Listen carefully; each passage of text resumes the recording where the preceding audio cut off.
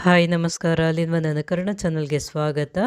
ನಾವು ಹಲಸಿನ ಹಣ್ಣನ್ನು ತಿಂದ್ಬಿಟ್ಟು ಬೀಜನ ಬಿಸಾಡ್ತಾ ಇರ್ತೀವಿ.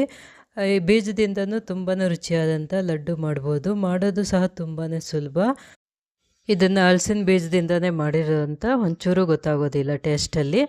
ನೋಡಿ, ಇದು ಹಲಸಿನಕಾಯಿನ ಹಚ್ಚಿ ಒಂದು 10 ರಿಂದ 12 ದಿವಸ ಆಗಿದೆ. ಈ ಬೀಜನ ನೆರಳಲ್ಲೇ ಒಣಗಿಸಿದ್ದೀನಿ, ಪೂರ್ತಿ ಡ್ರೈ ಆಗಿದೆ.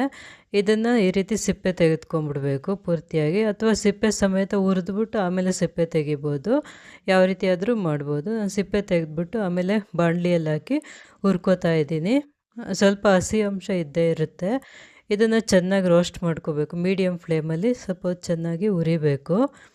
ಚೆನ್ನಾಗಿ ಸ್ವಲ್ಪ ಕೆಂಪಕ್ಕಾದಮೇಲೆ ಇದನ್ನು ಸಪ್ರೇಟಾಗಿ ಒಂದು ಪ್ಲೇಟಿಗೆ ತಗೋತಾ ಇದ್ದೀನಿ. ನೋಡಿ, ಇಷ್ಟು ಮಾತ್ರ ಹುರ್ಕೊಂಡ್ರೆ ಸಾಕು.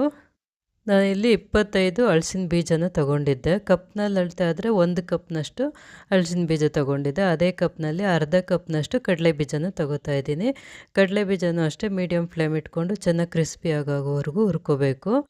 ಇದೆಲ್ಲ ಹುರಿದಿದ್ದಾದಮೇಲೆ ಸಪ್ರೇಟಾಗಿ ಪ್ಲೇಟಿಗೆ ತೊಗೊಂಡು ಪೂರ್ತಿಯಾಗಿ ತಣ್ಣಕ್ಕಾದಮೇಲೆ ಸಿಪ್ಪೆ ಎಲ್ಲ ತೆಗೆದು ಇಟ್ಕೋಬೇಕು. ನೋಡಿ, ಇದು ಹುರಿದಿದ್ದಾಗಿದೆ. ಸಪ್ರೇಟಾಗಿ ಪ್ಲೇಟ್ಗೆ ತೊಗೋತಾ ಇದ್ದೀನಿ. ಅದೇ ಕಪ್ನಲ್ಲಿ 1/4 ಕಪ್ನಷ್ಟು ಬಾದಾಮಿನ ತೊಗೊಂಡಿದ್ದೀನಿ. ನಮ್ಗೆ ಯಾವುದು ಡ್ರೈ ಫ್ರೂಟ್ಸ್ ಬೇಕೋ ಅದನ್ನು ಹಾಕ್ಕೋಬೋದು.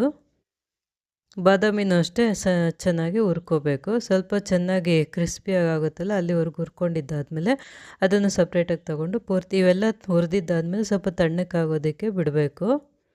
ಈಗ ಎಲ್ಲ ತಣ್ಣಕ್ಕಾಗಿದೆ. ಮಿಕ್ಸಿ ಜಾರಿಗೆ ಸೇರಿಸ್ಕೊಂಡು ಗ್ರೈಂಡ್ ಮಾಡ್ಕೋಬೇಕು. ಈಗ ಬಾದಾಮಿ ಸೇರಿಸ್ತಾ ಇದ್ದೀನಿ, ಹಲಸಿನ ಬೀಜನ ಸೇರಿಸ್ಕೋತಾ ಇದ್ದೀನಿ. ಹಾಗೇ ಸೇರಿಸ್ಬೇಕು, ಸಣ್ಣ ಸಣ್ಣದಕ್ಕೆ ಕಟ್ ಮಾಡಬಾರ್ದು. ಕಡಲೆ ಬೀಜನ ಸೇರಿಸ್ತಾ ಇದ್ದೀನಿ, ಸಿಪ್ಪೆಲ್ಲ ತೆಗೆದು ಸೇರಿಸ್ಕೋಬೇಕು. 1 ಕಪ್ನಷ್ಟು ಒಣ ಕೊಬ್ಬರಿ ತುರಿನ ಸೇರಿಸ್ತಾ ಇದ್ದೀನಿ. ಬೆಲ್ಲ ಅರ್ಧ ಕಪ್ನಷ್ಟು ತೊಗೊಂಡಿದ್ದೀನಿ. ಹಲಸಿನ ಬೀಜ 1 ಕಪ್ ತೊಗೊಂಡ್ರೆ ಅರ್ಧ ಕಪ್ನಷ್ಟು ಬೆಲ್ಲ ತೊಗೋಬೇಕು. ಆಮೇಲೆ ಬೇಕಿದ್ದರೆ ಇನ್ನೂ ಸ್ವಲ್ಪ ಸೇರಿಸ್ಕೋಬೋದು.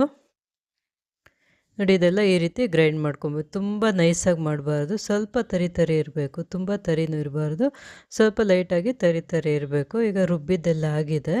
ಇದನ್ನು ಒಂದು ಬಟ್ಲಿಗೆ ಸೇರಿಸ್ಕೊಂಡು ಸ್ವಲ್ಪ ತುಪ್ಪ, 1 ಸ್ಪೂನಷ್ಟು ತುಪ್ಪನ ಸೇರಿಸ್ತಾ ಇದ್ದೀನಿ. ತುಪ್ಪ ಬೇಕಿದ್ದರೆ ಸೇರಿಸ್ಕೊಬೋದು, ಇಲ್ಲಾಂದ್ರೆ ಹಾಗೇನೂ ಕಟ್ಬೋದು ಉಂಡೆ. ಇದನ್ನೆಲ್ಲ ಚೆನ್ನಾಗಿ ಮಿಕ್ಸ್ ಮಾಡ್ಕೋಬೇಕು. ಏಲಕ್ಕಿ ಪುಡಿ ಬೇಕಿದ್ದರೆ ಹಾಕ್ಕೊಬೋದು, ಏನು ಅವಶ್ಯಕತೆ ಇಲ್ಲ. ಬೇಕಿದ್ದರೆ ಸ್ವಲ್ಪ ಏಲಕ್ಕಿ ಪೌಡರನ್ನು ಸೇರಿಸ್ಕೋಬೋದು. ಈಗ ಎಲ್ಲ ಮಿಕ್ಸ್ ಮಾಡಿದ್ದಾಗಿದೆ. ಈಗ ಉಂಡೆ ಕಟ್ಕೋತಾ ಇದ್ದೀನಿ. ಯಾವ ಸೈಜಿಗೆ ಬೇಕೋ ಆ ಸೈಜ್ಗೆ ಉಂಡೆನ ಕಟ್ಕೋಬೋದು. ಉಂಡೆ ಕಟ್ಟೋದಕ್ಕೂ ಅಷ್ಟೇ ಕಷ್ಟ ಏನಾಗಲ್ಲ, ಈಸಿಯಾಗಿ ಕಟ್ಕೋಬೋದು. ಹಲಸಿನಕಾಯಿ ಸೀಸನಲ್ಲಿ ಈ ರೀತಿ ಒಮ್ಮೆ ಟ್ರೈ ಮಾಡಿ, ತುಂಬಾ ರುಚಿಯಾಗಿ ಬರುತ್ತೆ. ಇಲ್ಲಿ ಹಾಕಿರೋ ಕ್ವಾಂಟಿಟಿಯಲ್ಲಿ ಒಂದು 10 ಉಂಡೆ ಆಗಿದೆ. ಇದನ್ನು ನೋಡಿ, ತುಂಬಾ ಸಾಫ್ಟಾಗಿರುತ್ತೆ. ಇದನ್ನು ಉಂಡೆ ಕಟ್ಟಿದ ತಕ್ಷಣ ತಿನ್ನೋದಕ್ಕಿಂತ ಸ್ವಲ್ಪ ಒಂದು 2-3 ಗಂಟೆ ಆದಮೇಲೆ ತಿನ್ನೋಕ್ಕೆ ಚೆನ್ನಾಗಿರುತ್ತೆ. ತುಂಬಾ ರುಚಿಯಾದಂಥ ಹಲಸಿನ ಬೀಜದ ಲಡ್ಡು ರೆಡಿಯಾಗಿದೆ. ಈ ವಿಡಿಯೋ ಇಷ್ಟವಾದಲ್ಲಿ ಲೈಕ್ ಮಾಡಿ, ಕಮೆಂಟ್ ಮಾಡಿ, ಶೇರ್ ಮಾಡಿ, ಸಬ್ಸ್ಕ್ರೈಬ್ ಮಾಡಿ.